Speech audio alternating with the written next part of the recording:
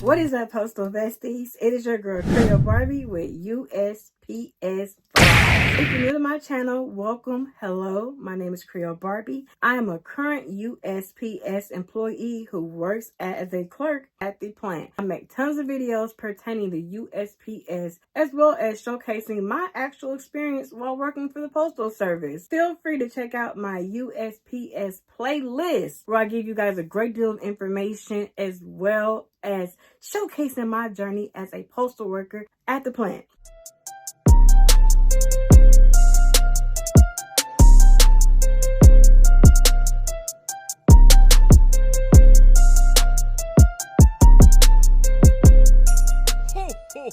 By judging the video title, in this video, I'm going to be talking to you guys about peak season at the USPS of 2024. Just in case you are new coming in to the Postal Service or you haven't experienced peak season yet. In the month of December, we have something that's called no penalty that affects a lot of clerks as well as carriers. Typically what happens is when during overtime, we have time and a half and we have double time, which is V time. But in the month of December, we don't have any double time whatsoever. Because of that, some of the naysayers feel as if working in the month of December in overtime is absolutely not worth it.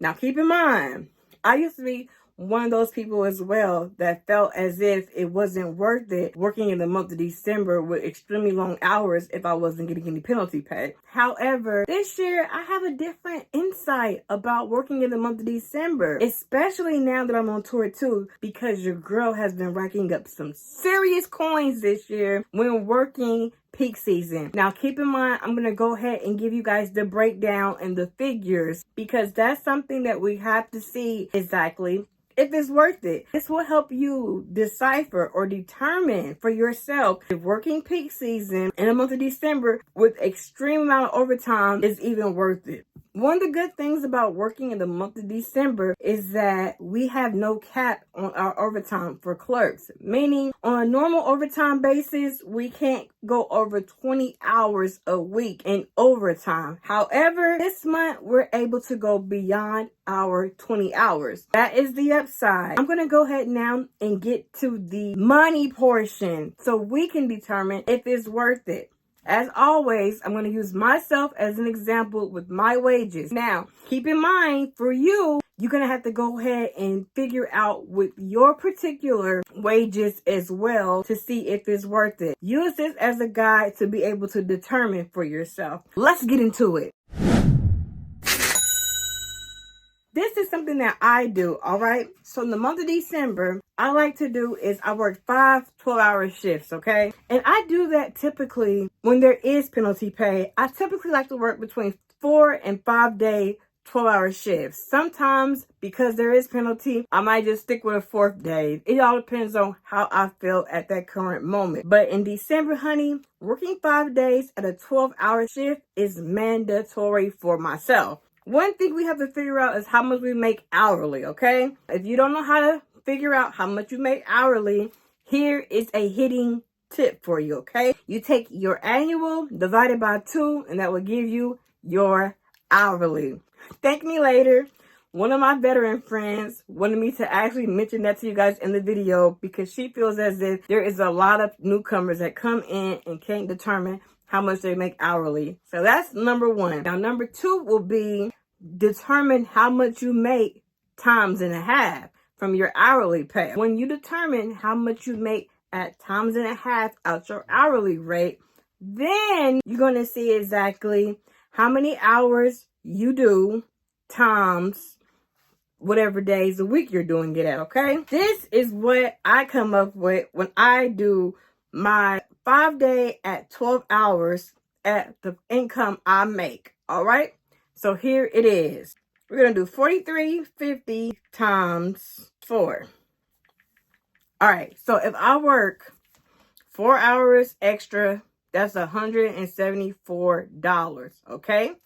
So at $232 a day.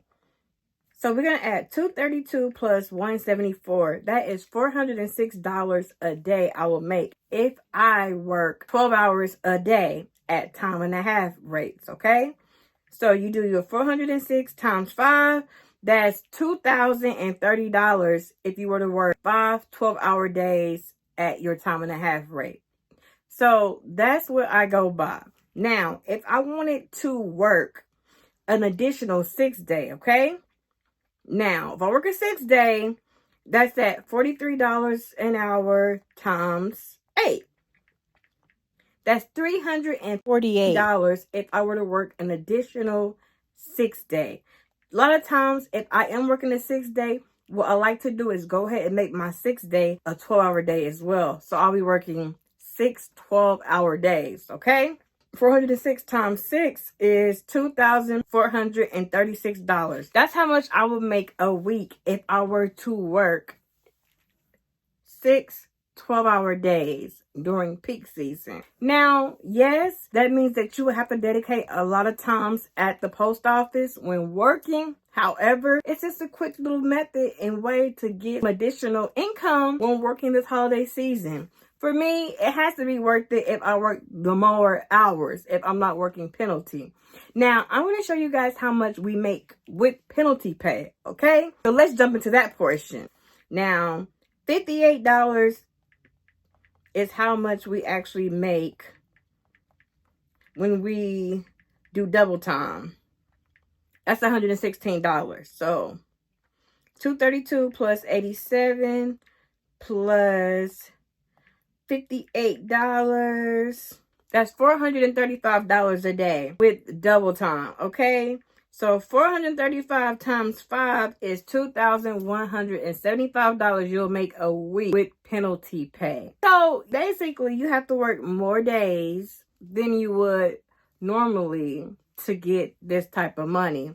Now, because we can't go over our 20-hour cap, literally, that's all I'm going to make with the wages I make until I get a raise. However, when it comes to peak season, I'm allowed to make a little more. If I wanted to work a 7-day at time and a half with my wages during peak season, 7-day at $406 a day will equal up to $2,842. So, you guys, in all actuality, working peak season could be beneficial for you if you are willing to put in the hours. That's really the main thing, is how many hours that you're willing to put in. For myself, it depends on, I like the flexibility of peak season, meaning that one week I might want to go extremely hard, and then the second week I might just take a break and only work 4 or 5 12-hour days. That's how I get through it for myself. It's all about what you're willing to put in. Another thing to keep in mind, you guys, is how far you drive to work. Because depending on how far you live, because some people may live an hour away, 45 minutes away, do you really want to go there every single day for 7 days? Figure that expense in with how much you're bringing home to help you determine, as well as your personal life, if you have children, things like that. So it might not be beneficial for you, or it might be. When I actually looked and saw my votes, because I did see everyone vote, because I did post this on my YouTube short, and I saw everyone vote, and I wanted to actually go and see what the vote poll was. So I had gotten 14 votes, right? Out of the 14 votes, 57% people said that it was worth it without penalty in the month of December. And then 43% people said that it was not worth it in the month of December without penalty. So comment in the comment section below. How do you feel about there being no penalty in the month of December? Is it worth it, or isn't it worth it? Now, you guys saw my breakdown. I gave you guys some inside tips on what to look at when determining if this is something that could actually benefit you. In the meantime, you guys, take this knowledge and do what you need to do with it.